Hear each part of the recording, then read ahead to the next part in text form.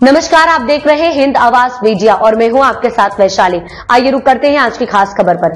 आम्ही सगळा ठराव हा देवेंद्र फडणवीस यांच्याकडे देतोय आणि देवेंद्र फडणवीस यांनी किंवा शासनाने तातडीनं ज्या उद्धव ठाकरेंनी शिवसेना प्रमुखांचा अवमान केलाय, त्यांच्या विचाराचा अवमान केलाय, त्यांच्या विचाराची पायमल्ली केली, त्या शिवसेना प्रमुखांच्या स्मारकाच्या अध्यक्षपदावर तातडीनं हकालपट्टी करावी उद्धव ठाकरेंनी, असा ठराव आम्ही आज पास केलाय, मंजूर केलाय आणि त्याची पत्र आम्ही लवकरच शासनाकडे पोहोचवतोय। आदित्य ठाकरे आहेत, उद्धव ठाकरे आणि आदित्य ठाकरे यांनी एकत्र स्मारकाची पाहणी केली, तिथे पत्रकार परिषद घेतली आणि सांगितलं की लवकरच आम्ही पंतप्रधानांच्या हस्ते या स्मारकाचं लोकार्पण करू। कालपर्यंत पंतप्रधानांना शिव्या घालणारे उद्धव ठाकरे यांना एकदम आता पंतप्रधान आठवलं, कसं काय बाबा नाही?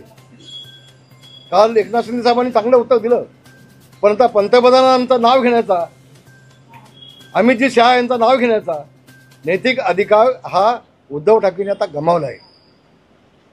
जो बूंद से जाती है वो हाउस से नहीं आती है। आता कितीही भीक मागितली, कितीही गुच्छ दिले, कितीही वेळा पाय पडले, तर जे गेलं ते गेलं, संपलं सगळं आता। आणि म्हणून आम्ही हे सहन करणार नाही, शिवसैनिक महाराष्ट्रातला सहन करणार नाही, मुंबईतला शिवसैनिक सहन करणार नाही, ज्यांनी शिवसेना प्रमुखांचा अवमान केला आहे, त्यांच्या विचाराची पायमल्ली केली, त्यांना त्या स्मारकाच्या अध्यक्षपदावरती, मग तो त्यांचा ते पिल्लू असू देत आदित्य किंवा उद्धव ठाकरे असू देत, यांना त्या ठिकाणी बसण्याचा अधिकार नाही। हे बसून तिथे फक्त वेगळे धंदे करण्याचं काम होईल, यांच्या घशात ती जागा जाईल आणि त्या जागेचा 100% दुरुपयोग होईल, हा विश्वास आमच्या मनामध्ये आहे। स्मारकाचं बांधकाम MMRDA करते, प्रकल्पाची जबाबदारी MMRDA, प्रकल्प MMRDAचा आहे, जागा शासनाची आहे, खर्च शासनाचा आहे आणि आयत्या नागोबा जसं त्या गादीवर बसले बाळासाहेबांच्या, तसं इथं पण येऊन बसतील, ही आम्हाला भीती आहे।